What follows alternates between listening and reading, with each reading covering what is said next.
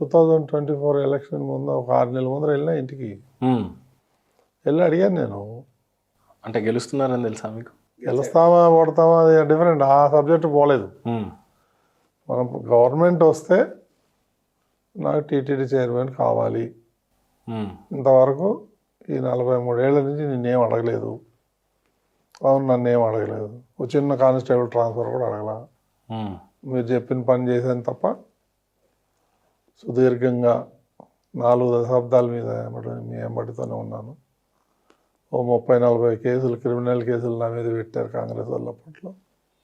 అవన్నీ ఫేస్ చేశాను. మీకు అన్నీ తెలుసు కదన్నా. నాకు టీటీడీ చైర్మన్ చేయాలని ఉందన్న. ఒక నిమిషం ఆలోచించి యూ డిజర్వ్ ఇట్ అన్నాడు. రానంటాడు అయితే మిమ్మల్ని అంత సన్నిహితం. యూ డిజర్వ్ ఇట్ అన్నాడు. సరే అన్న, మరి గవర్నమెంట్ వచ్చిన తర్వాత వస్తాను, మరి మర్చిపోవద్దు. ఇలా పెద్ద పెద్ద వాళ్ళు వస్తారు, అడుగుతారు. రాష్ట్రం మొత్తంలో ఎదురు చూసే వాళ్ళు ఎంతమంది ఉంటారు. పైగా టికెట్ రాని వాళ్ళు. మళ్ళీ మాట్లాడదాం, నాకు మాట ఇయ్యని మాట తీసుకుని నా పనిలో నేను పడ్డాను. గవర్నమెంట్ వచ్చిన తర్వాత 2 నెలలు ఊరికా మామూలుగా పోయి హాయ్ బాయ్ అనేవాడినే. కానీ June 29th పోయినాను. పోయి ఏమి ఇట్లా వచ్చినావు అన్నాడు. అంటే నేనన్నా మర్చిపోయావా నువ్వు? గుర్తు చేశారు అయితే. ఏంది టీటీడీ చైర్మన్ ఇస్తా అన్నారు కదా, 2 నెలలు అయిపోతా ఉంది, మళ్ళీ ఇంకెప్పుడు ఇస్తావు? ఇప్పుడు నాకు లెటర్ ఇచ్చేసి తీసుకెళ్తా హైదరాబాదు, రేపులే ఎల్లుండి నా బర్త్డే ఉంది, నేను ఆ రోజు డిక్లేర్ చేస్తా అంటే ఆగు కొన్ని రోజులు, నాకు బోర్డు వేయటం చాలా ఇబ్బందిగా ఉంది. మినిస్ట్రీ నేను తొందరగా డిసైడ్ చేసి, కానీ బోర్డు వేయటంలో నాకు చాలా ఇబ్బందులు ఉన్నాయి. కొన్ని రోజులు ఆగు, నేను ఇస్తానన్నా ఇస్తాను అంటే సరే అన్న పోతున్నాను. వెళ్ళిపోయాను హైదరాబాద్కి. మళ్ళీ ఒక రోజు పిలిచారు. పిలిచి అక్టోబర్లో పిలిచి నేను ఇస్తున్నాను, కొంచెం జాగ్రత్తగా చేసుకోవాలన్నాడు. సరేనా, మంచిది. అప్పుడు కూడా ఎప్పుడు ఇస్తావు ఏందని అడగల. ఆయనే పిలిచి అన్నాడు కదా.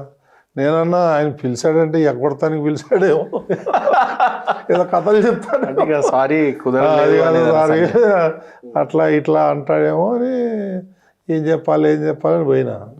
వెళ్ళగానే చైర్మన్ డిక్లేర్ చేస్తున్నాను, జాగ్రత్తగా చేసుకో, 2 ఏళ్ళు ఇస్తాను నీకు అన్నాడు.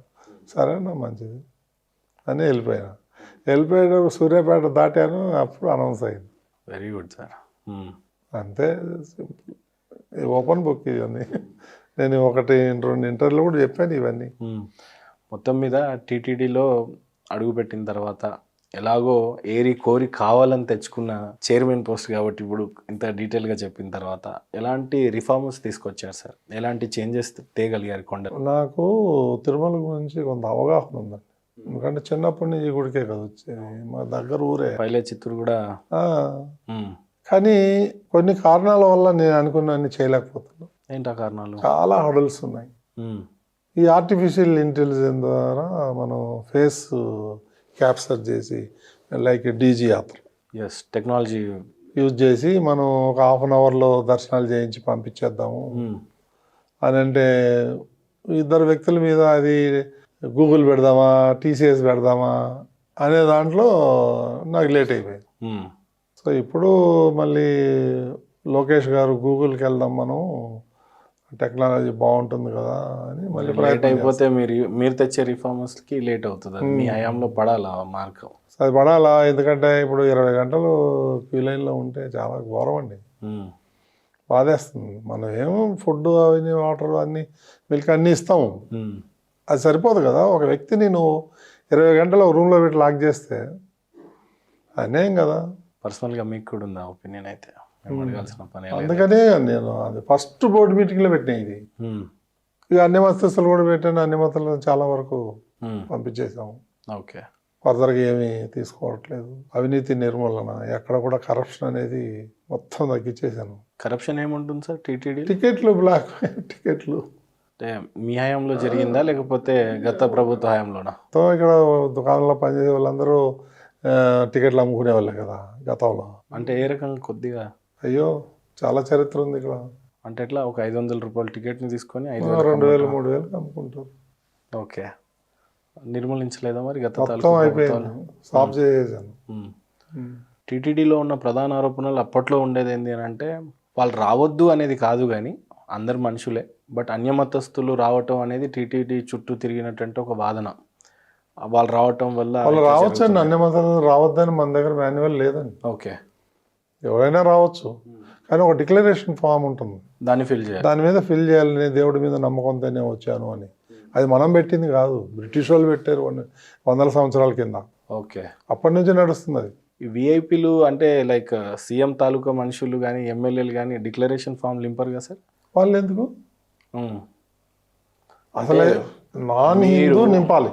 మీరు నిన్ననో మొన్న ప్రెస్ మీట్ ఒక 1 వీక్ బ్యాక్ 1 వీక్లోనో పెట్టిన ప్రెస్ మీట్లో డైరెక్ట్గా జగన్మోహన్ రెడ్డి గత ముఖ్యమంత్రిని మీరు దూషించిన విధంగా మాట్లాడారు. ఏంటి అని అంటే, మీరు భారతి గారు రండి, ప్రసాదం స్వీకరించండి, కోనేరులో స్నానం చేయండి అని అన్నారు. గతంలో ఆయన రావటం జరగటం ఇవన్నీ జరగలేదా? ఎందుకు అలా మాట్లాడారు? రాలేదు కదా ఆయన, ఆయన మా భార్యతో రాలేదు కదా, టీటీడీకి భార్యతో రాలేదు. రాలేదు, ఒక్కసారి కూడా రాలేదు. ఆ అమ్మ ఇంతవరకు పైన కొండ మీద అడిగే పెట్టలేదు భారతమ్మ. ప్రాపర్ రికార్డ్స్ ఉన్నాయి అయితే రాలేదని. ఇప్పుడు ఈ కొండకు రాకుండా ఇంటికాడ సెట్టింగ్ వేసుకొని ప్రసాదం పెడితే అందరం చూసాం, కోట్ల మంది ప్రజలు చూసారు. ఎవరికి ప్రసాదం పెడితే? భారతికి పెడితే ఆమె ఇట్లా పడేసింది పబ్లిక్గా. నా దగ్గర విజువల్స్ ఉన్నాయి. అటువంటి అంత పెద్ద కోట్లు పెట్టి ఖర్చు పెట్టి సెట్టింగ్ చేయటం ఎందుకు, ఆ దొంగ పూజలు చేయటం ఎందుకని నా పాయింట్. హోమంలు ఇవన్నీ కూడా అన్నీ దొంగ పూజలే. మెడలో సిలువ వేసుకొని ఏం పూజలు చేస్తారండి, ఏమి యాగాలు యజ్ఞాలు చేస్తారు చెప్పండి. చిత్తశుద్ధితో చేయాలా, ఆ చిత్తశుద్ధి అనేది వాళ్ళ దగ్గర లేదు. అదే నా ప్రధానమైన ఆరోపణ. కానీ రమ్మనుండు, ఇప్పుడు ఈ బ్రహ్మోత్సవాలకి ముఖ్యమంత్రి పట్టుబడులు ఇవ్వాలి, సతీ సమేతంగా రావాలా, మన మాన్యువల్లో ఉంది, భార్య ఉంటే. మరి అవి ఎందుకు రాలేదండి ఒక్కసారి కూడా 5 ఏళ్లలో? 5 ఏళ్ళలో ఒక్కసారి కూడా రాలేదు అయితే. ఆమె రాదు, వాళ్ళ అమ్మ రాదు, ఎవరు రారు. అక్కడ ఏదో ముఖ్యమంత్రి కాబట్టి ఆ వేషం వేసుకొని వస్తాడు తప్ప అంత భక్తి లేదండి వాళ్ళకి. సో అఫీషియల్గా మీరు అనౌన్స్ చేయదలుచుకుంది ఏంటి అని అంటే, ఖచ్చితంగా క్రిస్టియన్ ఫ్యామిలీ జగన్మోహన్ రెడ్డి గారితో అని అంటారు. 100% ఆయనే చెప్తాడు కదా, నేను చెప్పేది ఏముంది, ఆయనే చెప్తాడు క్రిస్టియన్. నేను రోజు బైబిల్ చదువుతారా 4 గోడల మధ్యన అంటాడు కదా, ఆయన డైలాగ్ అది. నేను దాన్ని తప్పబట్టట్లా, చదువుకో నువ్వు 24 గంటలు బైబిల్ చదువుకో, ఎవడొద్దన్నాడు. ఇక్కడికి వచ్చేటప్పుడు కొన్ని నిబంధనలు ఉన్నాయి హిందూ సాంప్రదాయం ప్రకారం, దాన్ని పాటించమంటాం. అంటే డిక్లరేషన్ అన్న సూటిగా ఇవ్వమంటారు మీరు, అయితే నేను హిందూని అంటానా క్రిస్టియన్ అంటారా అని పబ్లిక్ గా. నేను వెంకటేశ్వర స్వామి మీద నమ్మకం ఉంది అందుకనే నేను వచ్చాను అనేది డిక్లరేషన్ ఫామ్ పెట్టాలా, సంతకం పెట్టాలా. అది పెట్టడు అని మేము అలౌ చేయం. జగన్మోహన్ రెడ్డి గారు చేయలేనిది చంద్రబాబు నాయుడు గారు చేసింది ఏమన్నా ఉంది తిరుపతి తిరుమలలో అని అంటే? మొత్తం చంద్రబాబు నాయుడు ఎన్టీ రామారావు అని చేసింది, ఎవరేం చేశారు? ఇప్పుడున్న సిస్టమ్ ఏదైతే ఉందో, వెంగమామ అన్నప్రసాదం, ఈ క్యూ కాంప్లెక్స్లు, ఇక్కడ ఉన్నటువంటి గార్డెన్స్, ఇవన్నీ కూడా ఎవరు కట్టారండి? టీడీపీ గవర్నమెంట్లో కట్టారు. వేరెవరు కట్లా, ఒక రూమ్ కూడా కట్లా. ఈ గెస్ట్ హౌస్లు పెద్ద పెద్దవి కట్టుకున్నారు వాళ్ళు పంచుకొని, అంతే తప్ప సామాన్య భక్తుడికి వాళ్ళు ఏం చేయలేదండి. ఓకే, ఈరోజు 2 లక్షల మంది భోజనం చేస్తారు పర్ డే అన్నప్రసాదం. కొన్ని వేల కోట్ల రూపాయలు ఎఫ్డి ఉంది మనకి అన్నప్రసాదం.